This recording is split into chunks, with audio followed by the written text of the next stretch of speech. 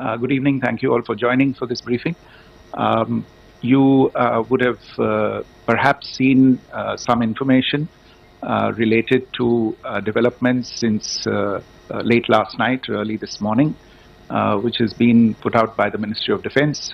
Just in case it has been missed, I will request Colonel Sophia Qureshi and Wing Commander Vyomika Singh to just update you and fill you in on the details. Thank you sir.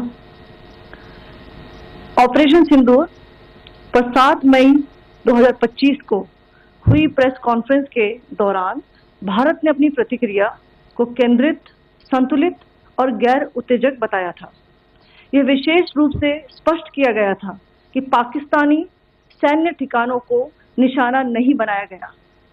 साथ ही दोहराया गया कि भारत में किसी भी सैन्य लक्ष्य पर हमले का उचित जवाब दिया जाएगा। 7 से 8 मई 2025 की रात को पाकिस्तान ने उत्तरी और पश्चिमी भारत में स्थित कई सैन्य ठिकानों को, जैसे कि अवंतीपुरा, श्रीनगर, जम्मू, पठानकोट, अमृतसर, कपूरथला, जालंधर, लुधियाना, आदमपुर, भटिंडा, चंडीगढ़, नाल, फलौदी, उत्तरलाई और भुज पर ड्रोन और मिसाइलों से हमला करने का प्रयास किया। इन हमलों को इंटीग्रेटेड काउंटर यूएएस ग्रिड और वायु रक्षा प्रणालियों द्वारा निष्क्रिय कर दिया गया। इन हमलों का मलबा कई स्थानों से बरामद हुआ, जो कि पाकिस्तानी हमलों का प्रमाण है।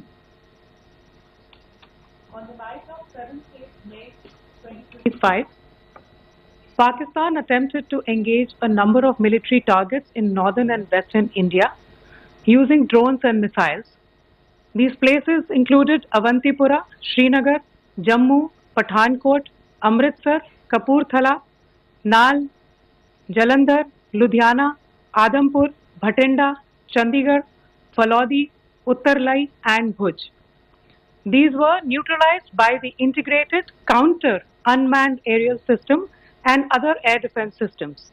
The debris of these attacks is now being recovered from a number of locations that prove the Pakistani attacks. आज सुबह भारतीय सशस्त्र बलों ने पाकिस्तान के कई स्थानों पर वायु रक्षा रडार और प्रणालियों को निशाना बनाया।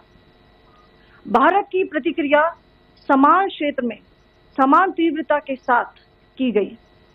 यह विश्वसनीय रूप से ज्ञात हुआ कि लाहौर में स्थित एक वायु रक्षा प्रणाली को निष्क्रिय कर दिया गया। Today morning, Indian Armed Forces targeted air defense radars and systems at a number of locations in Pakistan. Indian response has been in the same domain with the same intensity as Pakistan. It has been reliably learnt that an air defense system at Lahore has been neutralized. Pakistan ने नियंत्रण रेखा पर आकरण गोलीबारी की तीव्रता बढ़ा दी है, जिसमें कुपवाड़ा, बारामूला, उरी, पुंछ, मेंढर और राजौरी क्षेत्रों में मोर्टार और भारी तोपखाने का इस्तेमाल किया जा रहा है। Pakistan has increased the intensity of its unprovoked firing across the line of control using mortar and heavy calibre artillery in areas in Kupwara, Baramulla, Uri, Poonch, Mendhar and Rajouri sectors in Jammu and Kashmir. 16 innocent lives have been lost, including 3 women and 5 children, due to the Pakistani firing. Here too, India was compelled to respond to bring mortar and artillery fire from Pakistan to a halt.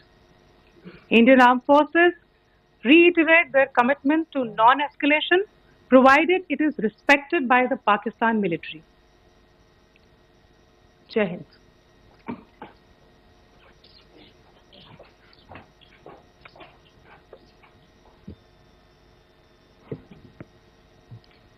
Thank you. Friends, this is, as I said, further to the briefing that was provided yesterday and some of the updates that have been just provided by Colonel Qureshi and Wing Commander Singh. I thought that we would just put some of the aspects related to the events that started on 22nd April with the barbaric terror attack in Pahalgam into further context, because there is a certain amount of commentary that has happened with regard to the events since then. And more than the commentary, there has been a lot of disinformation that has been directed at us from across the border. So a few things that I would like you to keep in mind. First of all, there is mention on all sides of escalation. I think the first point that you have to keep in mind is the attack of 22nd April in Pahalgam is the original escalation. ये जो सिलसिला है जो हम देख रहे हैं आज की घटनाओं को लेके, ये 22 अप्रैल के पहलगाम के हमले से शुरू हुआ है. एस्केलेशन वहां पे हुआ है और उस एस्केलेशन का जवाब भारतीय सेना ने, भारतीय फौज ने कल अपने एक्शन से दिया है. Secondly, I want to invite your attention to the involvement of the group calling itself the Resistance Front in these attacks. I pointed this out yesterday that this is a group that is a known front for the well-known Pakistan-based terrorist organization, Lashkar-e-Taiba. The group has been reported earlier. I mentioned to you about the Indian authorities providing information to the UN 1267 Sanctions Monitoring Committee. And in fact, we are going to be meeting with the team again very soon, and we will be providing an update to the information that we have provided earlier. But what is interesting, दिलचस्प बात यह है कि संयुक्त राष्ट्र की सुरक्षा समिति में जब पहलगाम के हमले को लेके एक प्रेस वक्तव्य जारी करने की बात चल रही थी, तो आप सोचिए किस देश ने टीआरएफ का, द रेजिस्टेंस फ्रंट का उसमें मेंशन किया जाना, उसको अपोज किया, पाकिस्तान ने. This was after the fact that the TRF claimed responsibility for this attack not once but twice, within a few hours after the incident on the 22nd of April, and then again on the morning of 23rd April. And it is perhaps only after the full gravity of the incident was realized by its masters and handlers across the border that it was managed to back off from this claim. Obviously, that retraction doesn't convince anybody. तीसरी चीज जो मैं आपसे कहना चाह रहा था, और कर्नल कुरैशी और विंग कमांडर सिंह ने कल भी बड़े स्पष्ट शब्दों में और आज भी आपसे ये बात साझा की है. जो भारतीय रिस्पॉन्स है वो नॉन एस्केलेटरी है, प्रिसाइज है, सटीक है, मेजर्ड है और कंसिडर्ड है. Our intention has not been from across the border, and I would just like to use this opportunity to set the record straight on some of these issues. The first of these is Pakistan trying to wash its hands off any and all involvement with terrorism. I think the Pakistani information minister said there are no terrorists in Pakistan, and I think he was challenged on that in the television program that he was appearing on. But even if I partially repeat myself from yesterday, I think Pakistan's reputation as the epicenter of global terrorism is rooted in a number of instances where concrete evidence is available, not just to India, but to governments and authorities and agencies around the world. There are several terrorist attacks around the world where Pakistani fingerprints have been found.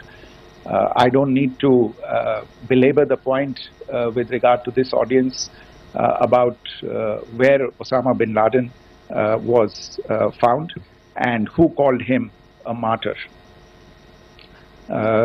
Pakistan has also for decades pursued cross-border terrorism into India with impunity, and as I said yesterday also, in order to deliberately mislead the international community, they claimed that the terrorist Sajid Mir was dead.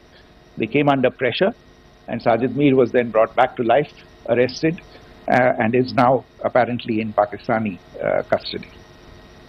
Pakistan is also home to a very large number of UN proscribed as well as UN proscribed terrorists, as well as terrorists proscribed by a number of other governments in the world, including, of course, the Lashkar-e-Taiba and the Jaish-e-Mohammed, as well as their leaders, Masood Azhar and Hafiz Mohammed Saeed. आपने देखा होगा हाल ही में पिछले ही कुछ दिनों में पाकिस्तान के रक्षा मंत्री और उनके पूर्व विदेश मंत्री दोनों ने इस बात को माना है कि पाकिस्तान का ऐसे ग्रुप्स के साथ जो रिश्ता है वो क्या रहा है. Both the defense minister and the former foreign minister of Pakistan, I think they've done a more eloquent job of this than I could ever do in terms of describing their country's implication in international terrorism and their involvement in housing these kinds of groups. दूसरा जो विषय है वो है पाकिस्तान का जो एक दावा है कि एक इंटरनेशनल impartial investigation होना चाहिए, एक joint investigative committee होनी चाहिए. These calls for jointly investigating this heinous and barbaric attack in Pahalgam. Again, I think you know the history well on this. You know the track record well, and it is not a bright track record insofar as Pakistan is concerned. In fact, in the pursuit of justice for the victims of multiple terrorist attacks, whether it be Mumbai in 2008, in Pathankot in 2016, or many others, but in particular for these two attacks, India had offered to cooperate. India provided forensic evidence and urged Pakistan to bring the perpetrators of these attacks to justice.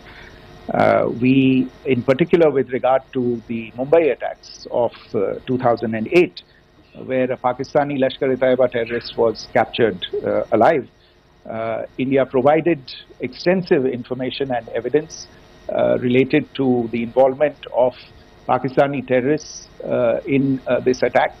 Cases were registered, but you are all aware that these cases have not progressed despite the formation of judicial teams, etc. And Pakistan has consistently stonewalled all efforts to move the investigation along. In fact, with regard to the Pathankot attack as well, a joint investigative team was formed. We gave access, unprecedented access, I should say, to Pakistani team to the site of the attack. Details of call records data and DNA, etc. were shared with Pakistan. We had shared with them details related that we had been able to access to the addresses of terrorists. We presented evidence against the office bearers of Jaish-e-Mohammed who had conspired in the attack, and the handlers of the terrorists who facilitated them and guided them in. But there has been no movement on this. So in all of this, I think the experience has not been positive, and it certainly doesn't give us the confidence now to take at face value Pakistani assertions of wishing to participate in a joint investigation. These are just delaying tactics. These are just stonewalling tactics.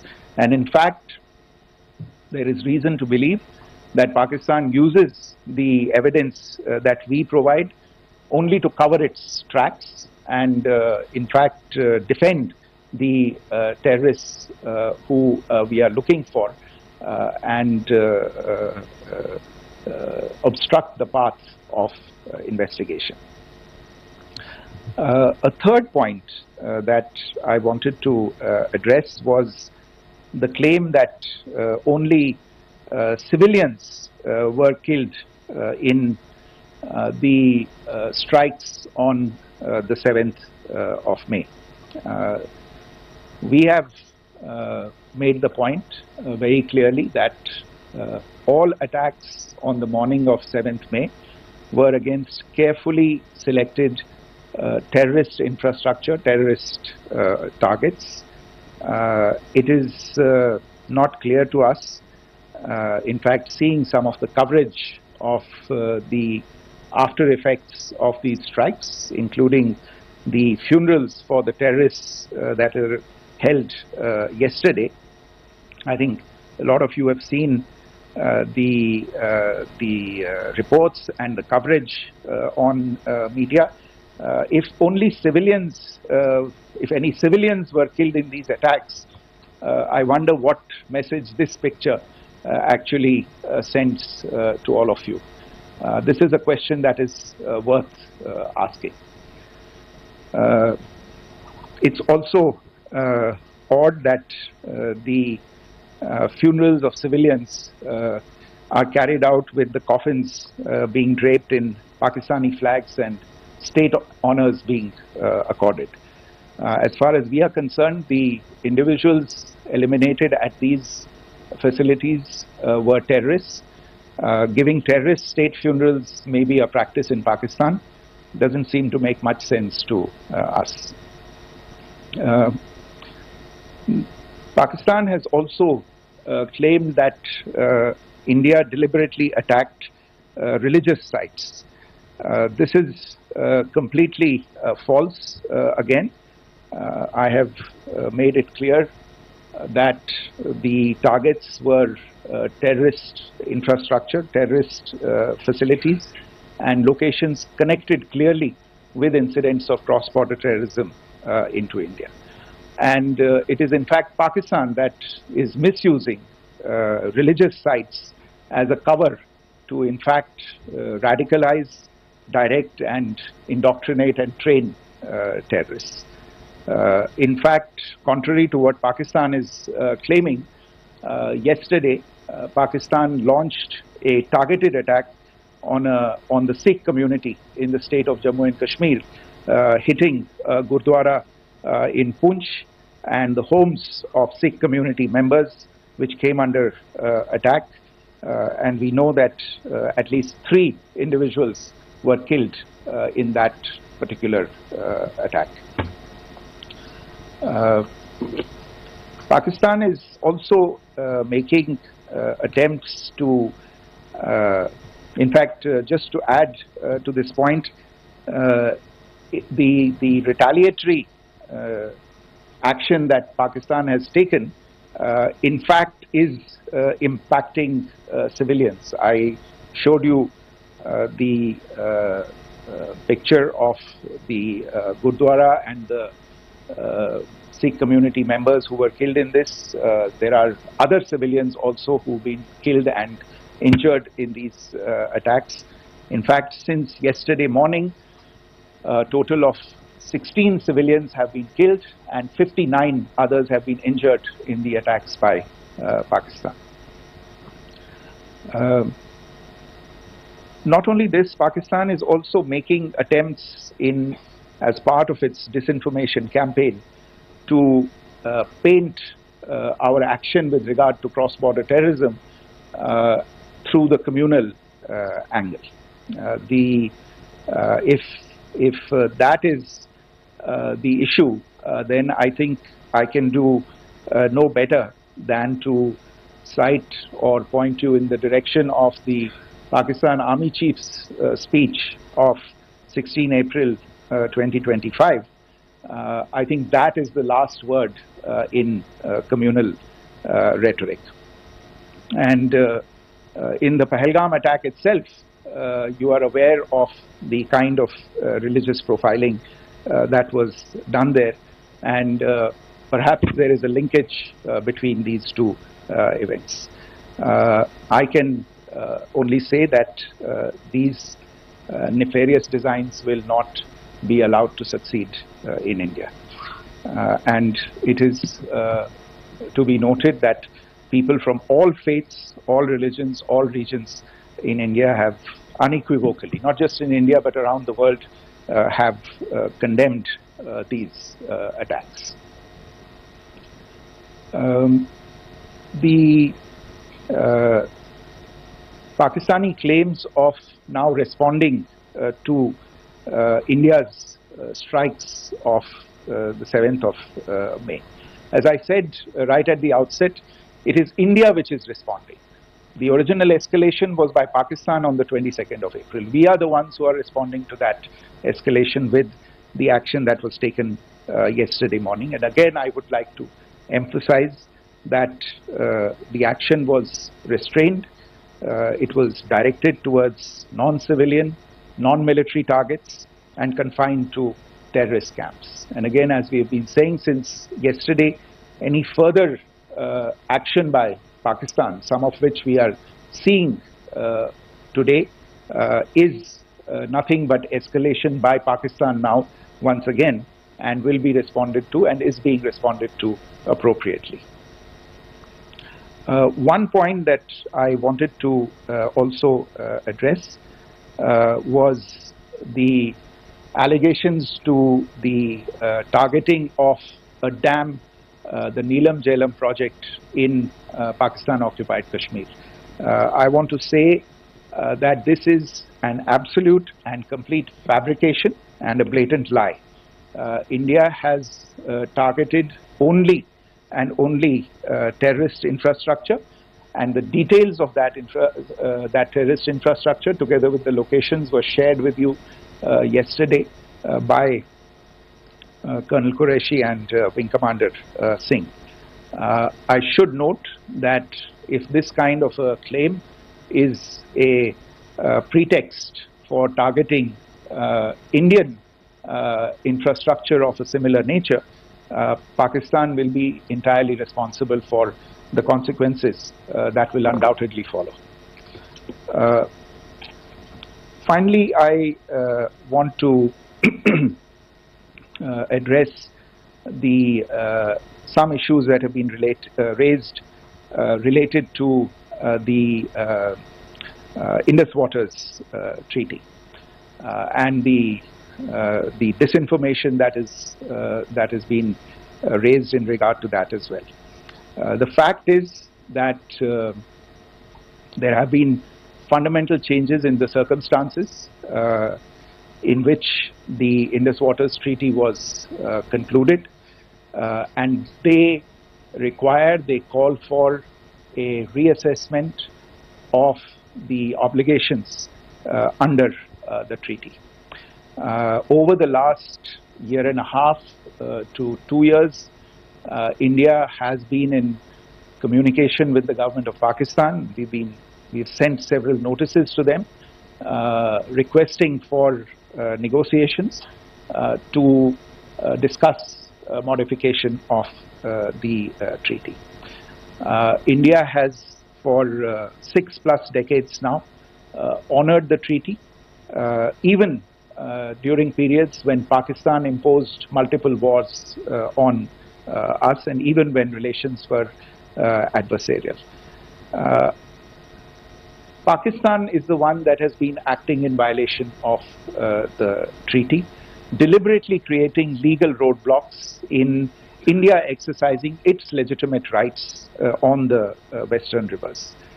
Any projects that India sought to build on the eastern rivers, and even on the western rivers, which we are allowed to by the treaty, were always challenged by Pakistan, thereby hampering our rights to utilize our legitimate waters under the treaty. In fact, if you see the preamble of the treaty itself states that the treaty was concluded in a spirit of goodwill and friendship. Mark those words, concluded in a spirit of goodwill and friendship. ये भारत का धैर्य और भारत की सहनशीलता है जो 65 साल से हम इतनी प्रोवोकेशन के बावजूद इस ट्रीटी को निभा रहे हैं.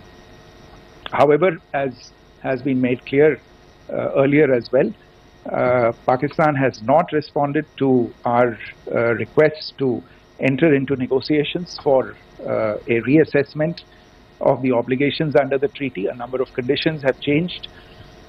This is a treaty that was based on the engineering techniques of the 50s and the 60s. We are living through the first quarter of the 21st century. Technological changes and technological advancements have to be taken into account. There are demographic changes. There are climate changes that have taken place. There is the imperative of clean energy. And of course, the terrorism that Pakistan has wreaked in the state of Jammu and Kashmir itself has hampered India's ability to exercise its rights under the treaty. Pakistan's persistent refusal to respond to our requests to enter into government-to-government negotiations on the modification of the treaty is, in a sense, itself a violation of the treaty.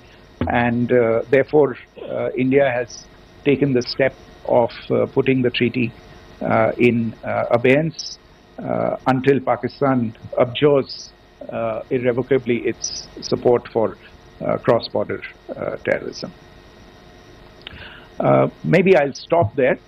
I mentioned earlier yesterday as well that this is an evolving situation.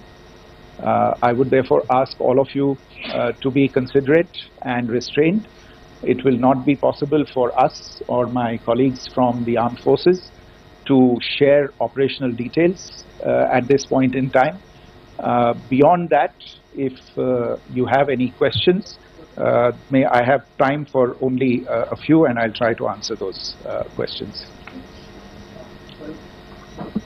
Okay, I give the floor to Rishabh. One Secretary, good evening. This is Rishabh from Times Now. I just wanted to understand, as per the press release that has been released earlier today, it says that we have successfully